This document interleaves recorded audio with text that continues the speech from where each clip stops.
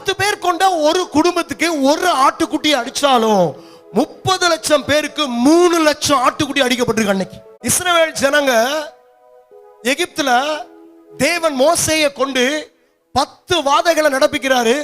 9 வாதைகள் முடிஞ்சு 10வது வாதைய இஸ்ரவேல் ஜனங்களுடைய பூரணமான மீட்புக்காக கர்த்தர் அங்கே ஒரு வாதையை உள்ள அனுப்புறாரு. அந்த வாதை இஸ்ரவேல் ஜனங்களை தொடக்கூடாது அப்படின்னு தேவனாகிய கர்த்தர் ரத்தத்தை பூசும்படி பேசுகிறார். அங்க ரத்தம் பூசுவதற்காக ஒரு குடும்பத்துக்கு அல்லது 10 பேர் கொண்ட ஒரு குடும்பத்துக்கு ஒரு ஆட்டுக்குட்டினாலும் 3 லட்சம் ஆட்டுக்குட்டி அன்றைக்கு ஒரு ராத்திரியில அடிக்கப்பட்டிருக்கு. சரி வேண்டாம், 20 பேர் கொண்ட ஒரு குடும்பம் அப்படினாலும் 1.5 லட்சம் ஆட்டுக்குட்டி அன்னைக்கு ஒரு ராத்திரி அடிக்கப்பட்டிருக்கு. எதுக்கு அப்படின்னா அந்த மகா பெரிய சிறையிருப்புக்குள்ள இருந்து, பிடிக்குள்ள இருந்து, அடிமைத்தனத்துல இருந்து வெளியில கொண்டு வருவதற்காக அங்க கிட்டத்தட்ட 20 பேர் கொண்ட ஒரு குழுவுக்கு 1.5 லட்சம் ஆட்டுக்குட்டி ஒரே ராத்திரியில அடிக்கப்பட்டிருக்கு.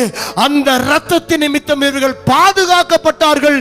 இவருடைய புதிய பிரயாணம் அங்கே ஆரம்பமாகிறது.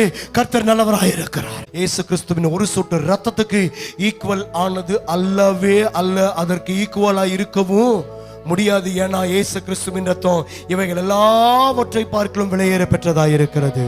ஒரு ஆட்டுக்குட்டியோட ரத்தம் எகிப்திலிருந்து வெளியில கொண்டு வந்து ஒரு கானான் தேசத்துக்கு நடத்த முடியும்னா பழுதற்ற பாவம் இல்லாத இயேசு கிறிஸ்துவின் ரத்தம் உன்னை இந்த உலகத்தின் பாவத்திலிருந்து விடுதலையாக்கி உன்னை மகா கானான், பிரதான கானானாய் இருக்கிற பரலோக ராஜ்யத்திற்குள் கொண்டு போய் சேர்ப்பது அதிக நிச்சயம் உள்ளதாய் இருக்கிறது அல்லவா? கரங்களை தட்டி கர்த்தரை துதிங்க. ஒரு பழுதற்ற ஆட்டுக்குட்டி அல்லது ஒரு ஆட்டுக்குட்டியினுடைய ரத்தம் எகிப்திலிருந்து விடுதலை பண்ணி கொண்டு வந்து கானானுக்குள்ள வழிநடத்த முடியும்னா இயேசுவின் ரத்தம் உன்னை விடுதலை செய்து ஐஸ்வர்யவானாய், சுகம் உள்ளவனாய், ஆரோக்கியம் உள்ளவனாய், பயமற்றவனாய், சத்துருக்களை மேற்கொள்ளுகிறவனாய் இந்த இயேசு கிறிஸ்துவின் ரத்தம் உன்னை வைப்பது அதிக நிச்சயமாய் இருக்கிறது.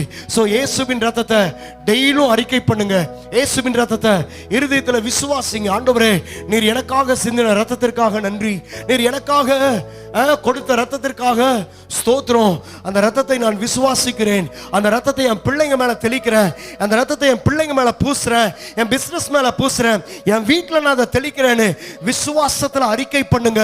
கர்த்தர் அந்த இடத்துல தம்முடைய ரத்தத்தின் வல்லமையை உன் வாழ்க்கையில வெளிப்படுத்துறதை உன்னால பார்க்க முடியும். கர்த்தர் உனக்காக செயல்படுவார்.